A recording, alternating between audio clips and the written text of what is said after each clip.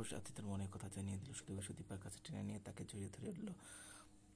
সুদীপাকে নিয়ে ওই স্ট্রিমে চলে যাওয়ায় প্রফেসর রিথিমকে উপর রেগে যায় আদিত্য।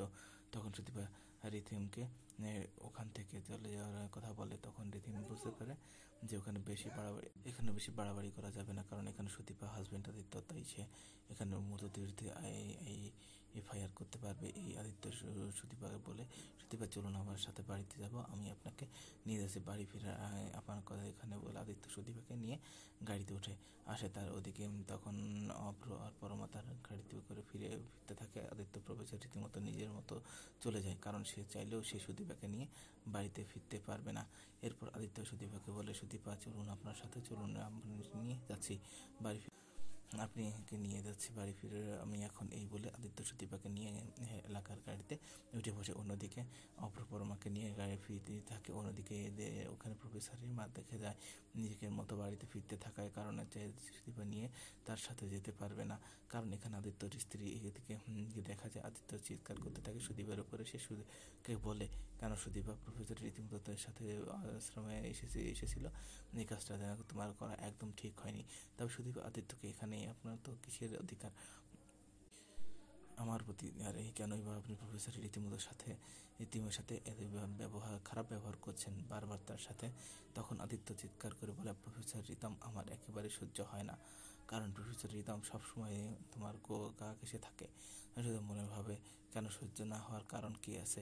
এরপর সুদীপা বলে, মিস্টার চৌধুরী বলুন, আপনার মনের কথা বলুন, কি বলতে চান, আমি আপনার চোখে প্রতিফলন নেই। তখন সুদীপা কিছু বলে উঠতে পারে না, সে তাকে ভালোবাসে। আদিত্য বলতে গিয়ে থেমে যায়। আদিত্য সুদীপকে বলে, সেই প্রফেসর আপনাকে পাশে সহ্য করতে পারবো না, আমি আপনাকে যা বলবো আপনি সেটাই শুনবেন। প্রফেসর কেন কথাই আপনি শুনবেন না, কারণ আমি আপনাকে এই বলবো। থেমে যায়। সুদীপ আদিত্যকে বলে যে, আপনি এরপরে কিছু বলবেন, চুপ করে আছেন, আচ্ছা ঠিক আছে, বলতে হবে না আপনাকে, আমি এক কাজ করি, গাড়ি থেকে নেমে যাই, তাহলেই প্রফেসরের সাথে আমি বাড়ি ফিরে যাই। তখন সুদীপা গাড়ি থেকে নেমে যেতে যাবে, তখন এতে শুধু হাতটা ট্রেন ধরে আর বলে, ভালোবাসি সুদীপ, আর এবার আর সাথে বাড়ি ফিরবে, আপনি একমাত্র ভালোবাসার মানুষ, কেউ না, আর স্ত্রীর পাশে আমি কীভাবে অসহ্য করতে পারবো না। আদিত্যর মাথা চমকে যায়। সুদীপাকে অবাক হয়ে তাকিয়ে থাকে আদিত্যর দিকে। সুদীপা তখন কি বলবে ভেবে পাচ্ছে না। সুদীপা তখন বলে, কি বলেন মিস্টার চৌধুরী, আপনি বলতে ভাবছেন তো? আদিত্য সুদীপা বলে, হ্যাঁ, সব কিছু ভেবে চিন্তেই বলছি, আমি আপনাকে ভালোবেসে ফেলেছি। এই বলে সুদীপার কাছে টেনে নেয়। আদিত্য সুদীপার কাছে আসে। আদিত্যর চোখে মুখে মনে মনে ভাবে যে, আরে চিন্তা, মানুষটা চোখ মুখ কী হয়েছে। আদিত্য সুদীপাকে বলে, এই তো আপনি এখানে অনেকটা সুস্থ, এবারে উঠে বসুন তো। এই বলে আদিত্য সুদীপাকে বেডের উপরেই বসিয়ে দেয়। অন্যদিকে দেখা যায় অভ্র পরমার সাথে দেখা করতে আসে। অভ্র পরমাকে বলে, পরমা, সুদীপা তো এখানে অনেকটাই সুস্থ, তুমি কি ওর সাথে দেখা করতে চাও? পরমা বলে, যদি সুদীপার সাথে দেখা করি ও কি সাথে কথা বলবে? আমি তো কেউ নই ওর। অভ্র বলে, কেন কথা বলবে না ও? তাছাড়া আমি তো জানি সুদীপার জন্য ভীষণ চিন্তিত। পরমা তখন বলে, তুমি কি করে জানলো? অভ্র বলে, তুমি হয়তো কখনো সেভাবে আমাকে দেখোনি, কিন্তু আমি দেখেছি, তাই আমি জানি। তার সাথে তুমি চলো। পরমা বলবে না থাকে। তখন ঠিকই আছে। অভ্র তখন পরমার হাত ধরে নিয়ে পরমাকে সুদীপার কেবিনে নিয়ে আসে। অন্যদিকে দেখা যায় আদিত্য সুদীপাকে বলে, জানো সুদীপা, দাদা ভাই তোমাকে রক্ত দিয়েছে। তখনই অভ্র এসে বলে, বোন, একদিন তুই আমাকে রক্ত দিয়েছিস, আমি তো জীবন বাঁচিয়েছিলাম, আজ আমি তো ঋণ শোধ করে দিচ্ছি, কিন্তু আমাদের ঋণ শোধ হয় না। সুদীপা তখন হাসতে থাকে। পরমা বলেন যে, হ্যাঁ, আমার বাইরে অপেক্ষা করছি। এই কথা শুনে সুদীপা বলে, কিন্তু বাইরে কেন যাব, এখানে থাকবো তুমি? এরপর সুদীপা আদিত্যকে বলে, মায়ের কি কোনো খোঁজ পেয়েছো আপনি? আদিত্য বলে, এখানে খোঁজ পাওয়া যায়নি, তবে আশা করি আমাকে খোঁজে পাবো। নার্স সুদীপাকে জন্য খাবার নিয়ে আসে। সুদীপা বলে, আমাকে এখন খেতে পাইনি, এখন আমি খাবার খাবো না। নার্স বলে, তুমি এটা বলতে তো হবে না, আপনার তো এই খাবার খেতেই হবে। সুদীপা তখন বললাম যে খাবার খাবো না, তখন খাবারগুলো নিয়ে চলে যাও, আমি এখন খাবো না, আমার ভালো লাগছে না। আদিত্য তখন সুদীপাকে বলছে, সুদীপা তুমি কি যদি ঠিক না খাও তাহলে তুমি তাড়াতাড়ি সুস্থ কীভাবে হবে, এসো আমাকে খাইয়ে দিয়েছি। এরপর আদিত্য নিজে হাতে কেকে খাইয়ে দেয়। তখনই সেখানে চলে আসে ডাক্তার রিতম। রিতম এসে পেশেন্টকে এভাবে দেখে অবাক হয়ে যায়। তখন সে নার্সকে ডেকে বলে, জিজ্ঞাসা করে এখানে পরিবারের লোকজন এখানে কি করছে। হয়তো রীতিমতো রেগে যায়। তখন রীতিমতো দেখে 10 মিনিট সময় আগে ফুরিয়ে গেছে। তখন এই সময় আগে ফুরিয়ে গেছে, আপনি এখান যে আউট গেট আউট বলে তাদের চিৎকার করে থাকে। এই বলে দেশে চিৎকার করা থাকে রিতম। তখনই আয়ত্ত রীতিমধ্যে জামার কলার ধরে চেপে ধরে তার গলা। এই বিষয়ে সহ্য করতে কী হয় আপনার সাথে এমন আচরণ করবার। এখন সুদীপাকে বলে, প্লিজ সুদীপা, তুমি উত্তেজিত হবে না, তুমি শান্ত হও, অসুস্থ, তোমার শরীরটা ঠিক নেই।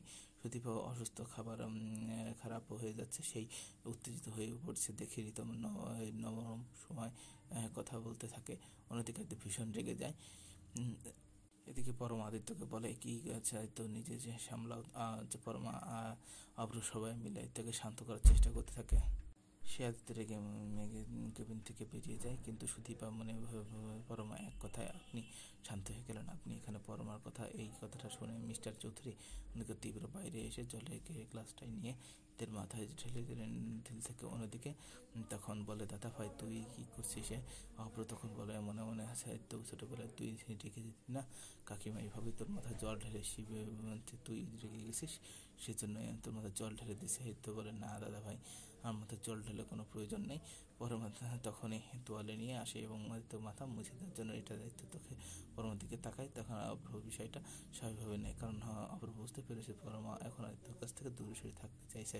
যেদিক থেকে সুযোগ তখনই পেয়েছিল, অবশ্যই সেই সাথে ব্যবহারের। তারপর রিমা আদিত্যকে কানে বলে যে, আমি তো এখন বুঝতে পারছি না ফ্যামিলি থেকে সুদীপা ডাক্তারের পরিচয় আবার তখন বিজয় অবশ্যই তার শতভাগ এরপরে আরও দায়িত্বকে কানে বলে, আমি তো এটাই বুঝতে পারছি না এখানে ফ্যামিলি থেকে সুদীপা কীভাবে ডাক্তার পড়বে। এটা বুঝতে পারছি না একটা ফ্যামিলি থেকে সুদীপা কীভাবে ডাক্তারি পড়বে। এই শুনে আদিত্য আবারও রেগে যায় এবং রিমার উপরে অভ্র আরও আদিত্যকে সামলানোর চেষ্টা করে। তখন অভ্র বলে, কী হয়েছে, আপনি প্রতিদিন ডেকে খুব যাচ্ছেন তাই না, হিংসা হচ্ছে?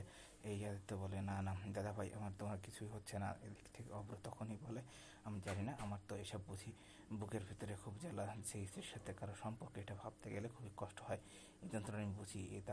তাই বলে অভ্র পরমার দিকে তাকায়। পরমা, আমি তোমার মুক্তি দেবো, তুমি যেভাবে যাবেন সেভাবে তোমাকে মুক্তি দিব। এই বলে অভ্র সেখান থেকে চলে যায়। এরপরে সুদীপবাবু কেবিনে আসে এবং সুদীপবাবু মরিয়ে দেয়। তখন সুদীপবাবু বলে, তোমার মা নেই বাবা, তোমার পরিবারের বলতে কিছু নেই, তোমার কোনো চিন্তা নেই, কারণ স্বামী আছে, তোমার খেয়ে রেখেছে, যত্ন রেখেছে, তোমার সেবায় আছে, তোমার কিসের এর ভয়। শুধু আমি হেরে গেছি, আমি সে সব দিক থেকে হেরে গেছি, তখন হয়তো তোমাকে নিয়ে চিন্তা। অব্র তোমাকে ব্লাড দিচ্ছে, আর ওদিকে মাও তো প্রকৃত কৃতজ্ঞ। তবে সব দিক থেকে আমি হেরে যাচ্ছি, তুমি জিতে গেলে সুদীপা। তখনই বলে, এটা আমার কাছে জিতে নয়, বরং আমি যেদিন ডাক্তার থেকে পারবো সেদিনই। সুদীপা বরংকে বর্তমান অবশ্যই বড়, তুমি তাদের পরিচয় পরিচিত, তাদের কিন্তু অপরাজিত চৌধুরীর স্ত্রী, এটা আমার পরিচয়। তুমি সম্পর্কে টানাপোড়েন আছে, কিন্তু আমার কাছে মনে হয় নিজের আলাদা পরিচয় থাকুক, প্রয়োজন নেই। এই দেখো না, আমার মায়ের কাছ থেকেই বলছি, তিনি হারিয়ে গেছেন কারণ নিজের কোনো পরিচয় নেই। আমাদের নিজেদের কোনো পরিচয় তৈরি হয় না, এভাবেই হারিয়ে যায়। পরমা সুন্দর যে সুদীপার কথাগুলো শুনে আর মনে মনে ভাবে, তবে কি আমিও একদিন এভাবেই হারিয়ে যাবো। অন্যদিকে আদিত্যের ফোনে কল আসে, ওদিকে কুন্তল পালিয়ে গেছে, তাকে খুঁজে পাওয়া যায়নি। অন্যদিকে রূপাও খুঁজে পাওয়া গেছে। অন্যদের থেকে সুদীপার কেবিনে আসে। সুদীপা জানায় রূপাকে একটা অনাথ আশ্রমে পাওয়া গেছে। তখন অভ্র বলে, তো আমার এখনই সেখানে যাওয়া উচিত। তখন পরমা, আমিও যাবো, সুদীপা আমিও যাব। তখন নার্স এসে বলে, একদমই না ম্যাম, আপনাকে কিছুতে যেতে দেবে না। অপরমা সবই, তুমি এখানেই থাকো, ডাক্তার এখন তোমাকে ছাড়বে না, হাত ছাড়বে, তুমি পুরো সুস্থ নয়।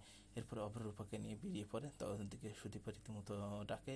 রীতিমতো তখন দরজায় দাঁড়িয়ে মনে মনে ভাবতে থাকে, হয়তো চৌধুরীর উপর নজর রেখে ভালোই হয়েছে, তিনি চলে যেতে আমি কোনো এসেছি এখানে। সুদীপা আমায় খুঁজছে, তার মানে আমি যেটা চেয়েছিলাম সেটা হচ্ছে।